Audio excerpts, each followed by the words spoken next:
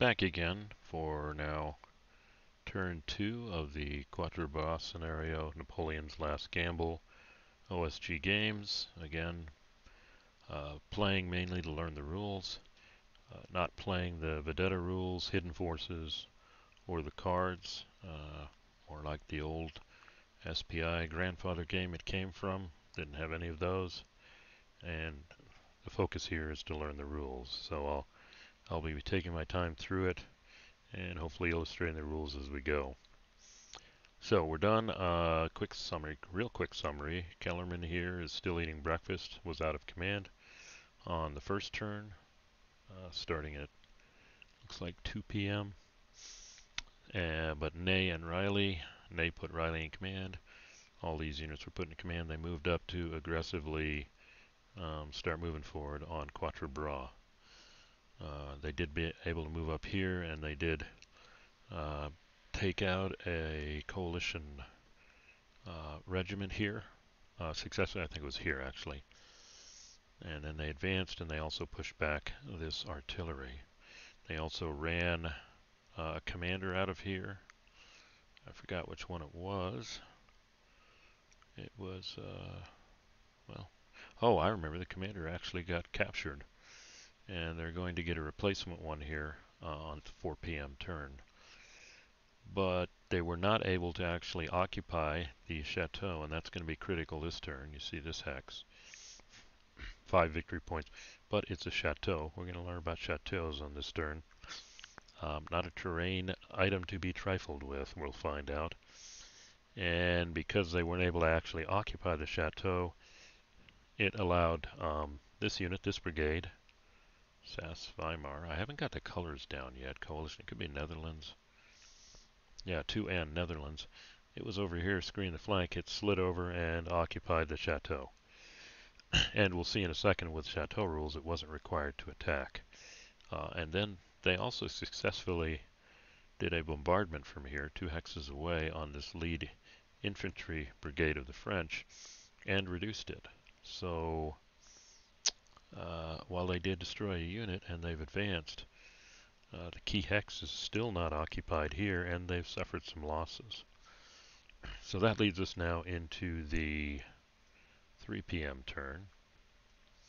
And we see the coalition will get reinforcements here. Basically a cavalry brigade, Netherlands cavalry brigade. And then they'll start getting some more reinforcements coming in here going forward. So their goal is to keep the French from taking Quatre until all the reinforcements can come in and delay them. And the way I've got the game going this time, the French are not going to get reinforcements. I think with card play, there is an option. I think First Corps is down here. I forgot the guy's name, but he could come into play too. But that's not going to happen the way I have this set up. So, move this off to the side.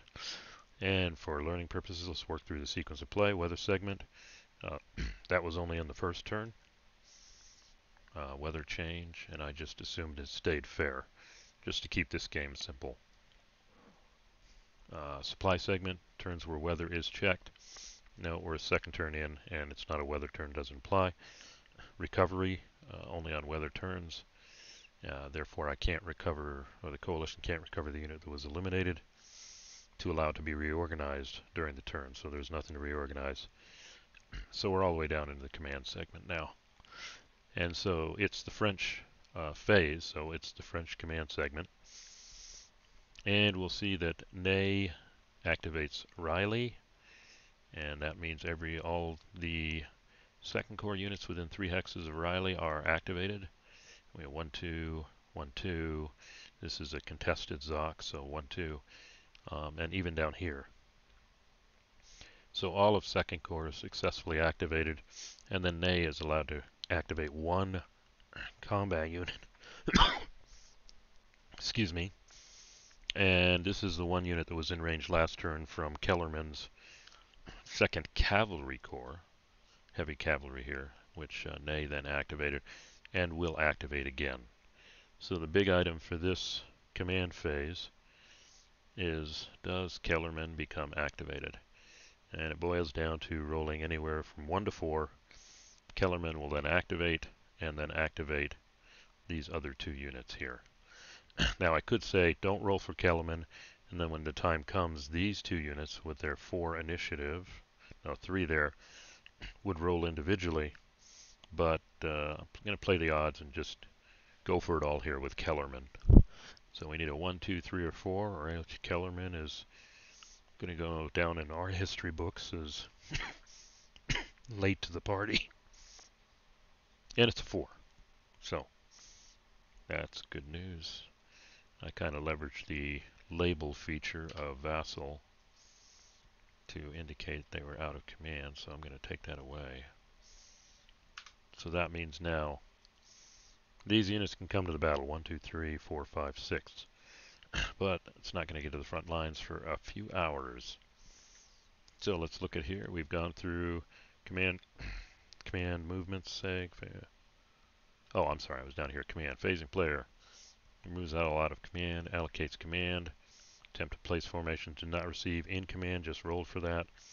This time no out of command markers because everyone's in command and we're not using pontoon bridges. So that brings us right in to the movement segment. Again, apologize for the coughing. I've got this pesky little cold that just won't go away, so I'll try and be better on the cough switch. And let's kind of summarize. It's all about this chateau, to be honest, for the French.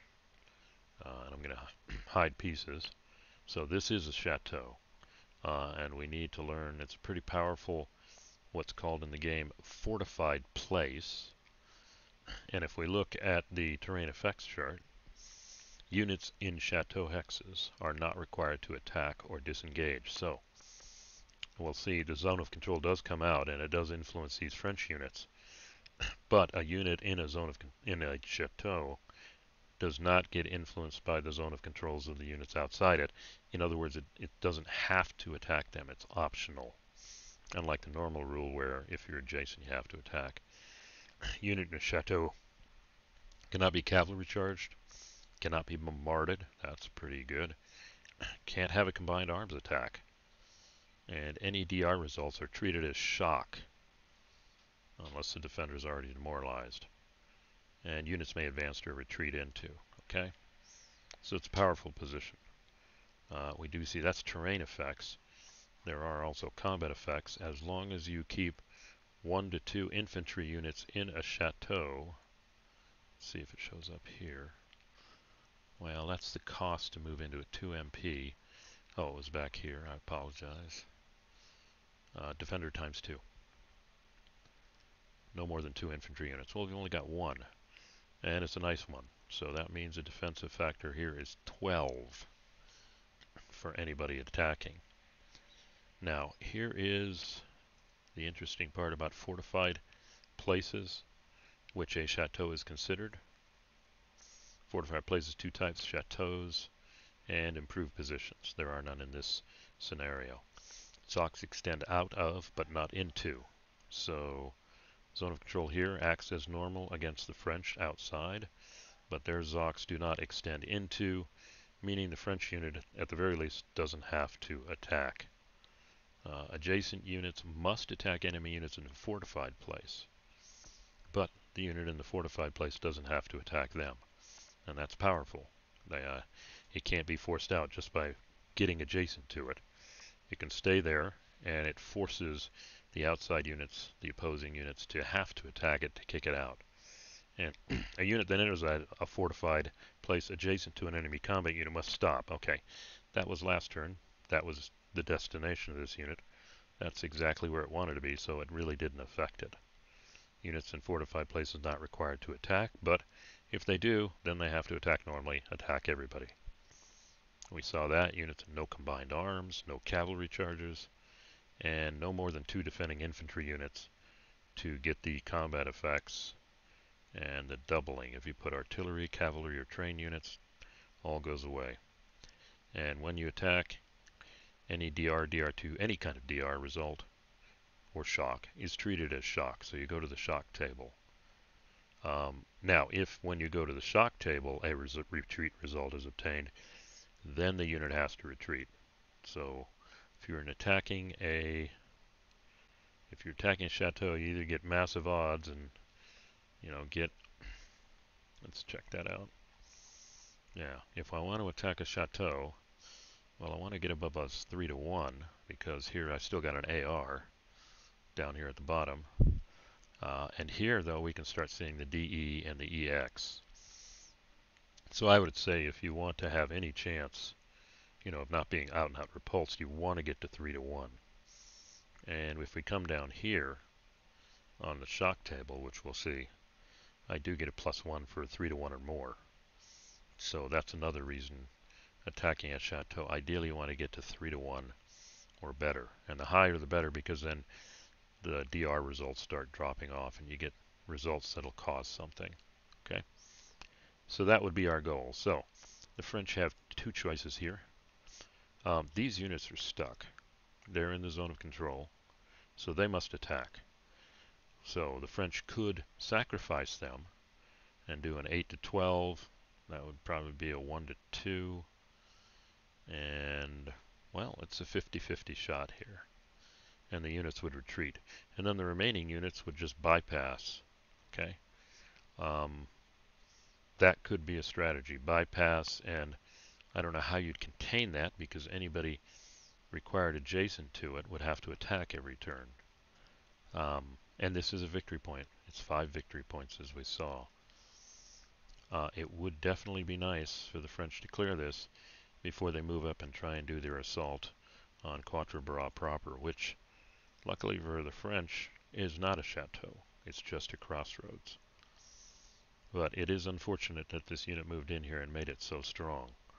So looking at this, I could get, I pretty much have to commit all the French forces to attack this at the right odds. I did the math before. I've got 8 here. Let's say we use all these units. That's 10, 19. And then we pull in these two big units, 19, 20, 33. And then we throw in this unit, 37. And I don't think this will help any. Nope, not against 12. 37-12 is 3-1, just a little above.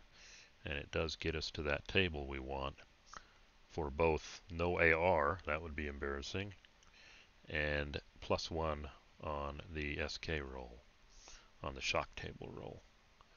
And we'd also like to put it in such a way that if we do successfully on the shock table get a retreat result, we want to make sure we've surrounded it with zones of controls at the very least to eliminate the unit. Okay, so, and that would free up this unit to then move here and do something. The only issue, making sure they stay within command range, because they've only got an initiative of 3 on their own. So ideally staying in command range of probably Reille. Of course, be Nay, now that Kellerman's active, as long as we keep this unit in Kellerman's range, which is only 3 also. So, like I said, those are the two choices, and I am going to go for the 37 attack factors on this. And if we do that, we get a 3-1, and we see no matter what you roll on the main combat result table, we're on the shock table, and the attack will boil down to this. And when I look at this, the highest initiative unit is this, 4. And then potentially I'll go to 5 with the 3-1. And then if I get lucky, maybe I can get to 6. The higher we move up here, the better. Okay? And the defender's at 3. So they'll at least start here, and then potentially be modified by this variable roll here when we get to it. So we're going to proceed now with movement. Okay, for movement I've done a little analysis.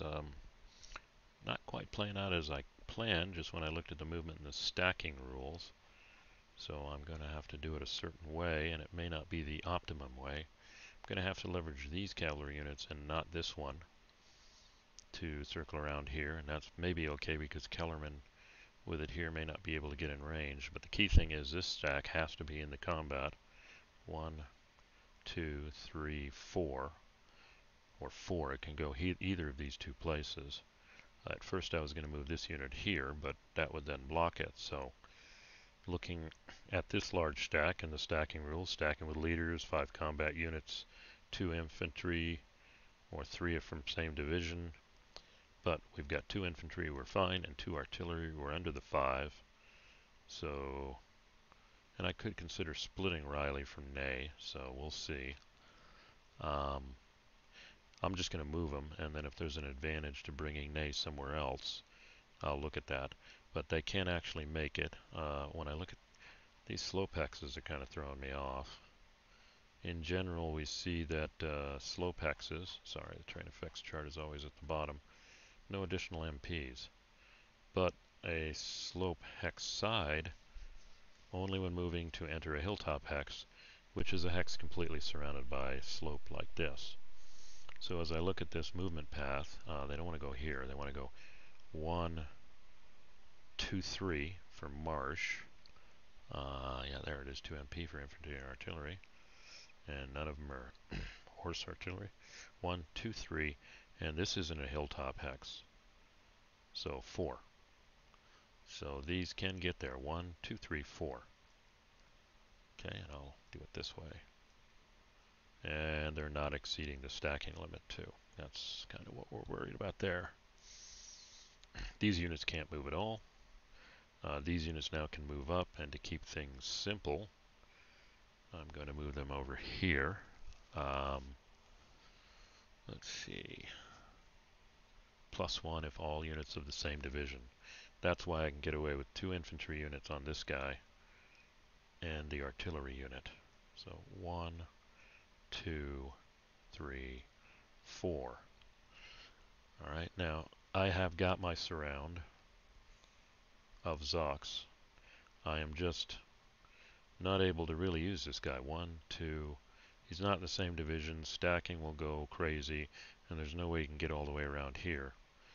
So really now my only choice is to move this guy up here. Now the question is, do I move him up front, or do I split it? Because in looking at the stacking rules, if I move here, there's no unit. They're in the same division though. Yeah, they are. Let's see. 2, 2. Yeah, as opposed to this guy who is 2C, the bigger number there. So I'll just do this now for artillery, 4 for forest, and then 5, 6 actually, because you're crossing that stream there. And that's just in the range of the horse artillery too. So 4, 5, 6. So now if I do the math, and the only variable I've got here is the commanders, I'm just going to do this move. I could have left the commanders here to decide later where to move them, but I'll do it from there. So I've got 9, 10, 11, and 11 and 13 is 24 is 25, 30, and then we've got a little higher, 38. So we now definitely do have our 3 to 1 here. Some are attacking across a stream, but I think the stream only applies all defending combat units. Let's see, and they're not behind it. Let's see what it says. Stream, trestle, or hex side. If attacked only through stream, and it's not. This is being attacked from multiple directions here. So the stream effect doesn't apply. So now I've got left to do is bring up Kellerman. 1, 2, 3, 4, 5, 6. I mean, that's the fastest he can go. 1, 2, 3, 4, 5, 6. I think that's correct. His command range is 3. So if I want to move this unit up in any way, or over, he needs to stay within 4 of Ney. Or he has to stay within 3 of here, which 2, 3, 4, 5, 6. And this guy can get to Frasney. Okay. And then the problem though is Ney cannot activate Kellerman. 1, 2, 3, 4. So for Ney to activate Kellerman, he should actually be right there. And then this guy has to be within 4 of Ney. I don't see a downside to that. Well, I do. Well, yeah, Reille has to stay here. And so 1, 2, 3, 4. 1, 2, 3. So he can... Well, he's not going to be able to activate Kellerman because he's only got one. So the only thing that matters with Ney, and that's my point, he can only activate one other officer. His choice will always be Reille at this point, not Kellerman. So also Reille has a 3 initiative, so we definitely want him activated. And we'll just have to leave Kellerman for now to his initiative because Ney only has a 1 capability. So in the end, the only thing required with Ney is this unit, if it moves further away from Kellerman, needs to stay within 4 of Ney. So that's my only move to do here. So the question for that unit is, which flank does he want to threaten? He could go 1, 2, 3, 5, 6. We could move Ney to compensate for that, but looks like they're already screening that side. So we could take it 1, 2, 3, 4, 5, 6. 1, 2, 5, 6, 6. Well, oh, it's this guy, sorry. 1, 2, 3, 4, 5, 6. 1, 2, 3, 4, 5, 6. Same hex. And that's a good position, and he's clearly within range of Ney. So I think that's what we'll do. 1, 2, 3, doesn't matter, 4, 5, 6. Okay, so we've got some heavy cavalry over here on the left flank of the coalition, and maybe that's where Kellerman will go, all the way here. So I think that's all of their movement. Let's see where you're at time. 22 minutes. I think we should just go ahead with the combat. It's going to be pretty straightforward. Looking over here, it is 3 to 1. There is no reason now to roll on the CRT. We're going to end up with a shock table result here. Okay, it's either DR or SK, and that's where we're going to end up. So in the end, it boils down to the shock table resolution. And I think we had a shock combat in the previous turn, but you take a, it says, oh my goodness, I hope I didn't mess that up. Oh. Oh well, I'll just let it run, but my highest, oh there we go. Soye is an initiative 4, so we can use him as our lead unit. Okay, I'm probably butchering these names here, so excuse me if I do that going forward. Here are the rules for it right here. Basically says, there you go. You roll these numbers, add it to the initiative of your best unit, best initiative, lead unit, and at least we do have a 4 on Soye, so that's our 4 base. But we also saw, because we're 3 to 1, we're a +1, so we start at 5, and then we roll a d6. So let's roll that d6, a 5, and oh gosh, that's the French. Nothing added. They're a flat 5, so they're on this table.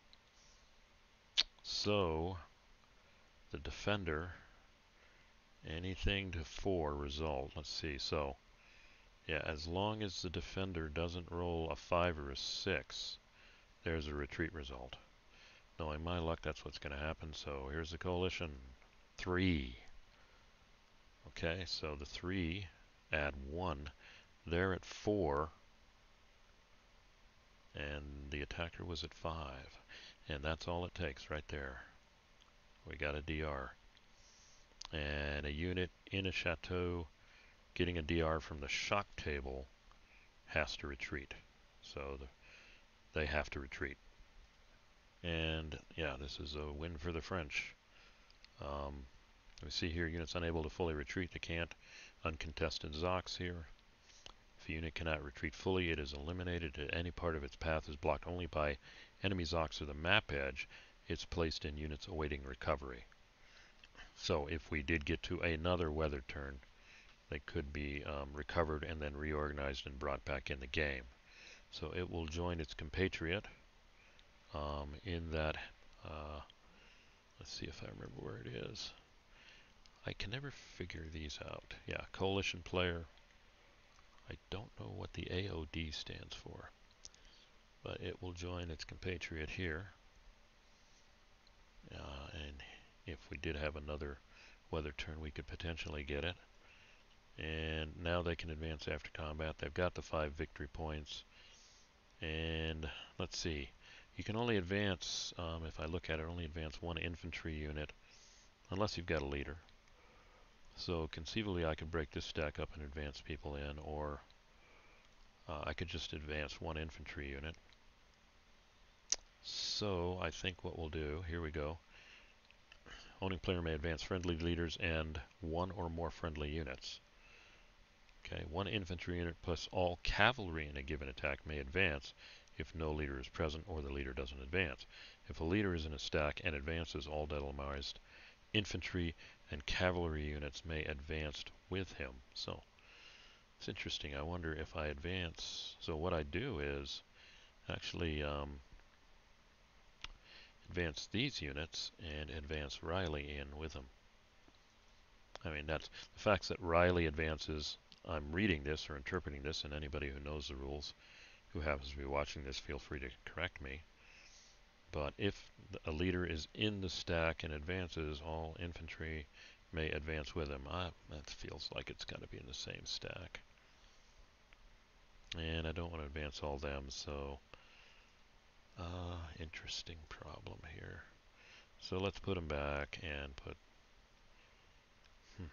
these two back. I guess part of the strategy of an attack is to put a leader with the units you want to advance, and that I did not think of. Otherwise I should have left Reille here. Or I could cheat, and now that I'm wise, I'll just do that because, hey, my opponent isn't going to complain. Yeah, let's just say I thought ahead here and left Reille on these units, and so now they can all advance in, because this is my most powerful units and I'd want them set up. So now the French are in a very good position. They've cleared the Chateau, they've got 5 victory points, and they're set up for a frontal assault on Quatre, and they're threatening the left flank of the coalition. So, yeah, and Kellerman woke up. Hopefully he'll stay awake and continue up here and operate hopefully on the flank, drawing their attention also. So I think I've gone long enough. That's 27 minutes. Again, anybody who's watched this and knows the rules better than me, since I'm still a beginner, please chime in and let me know what I did wrong. But with that being said, we'll end the recording and we'll pick up next with the coalition response. Thanks for listening.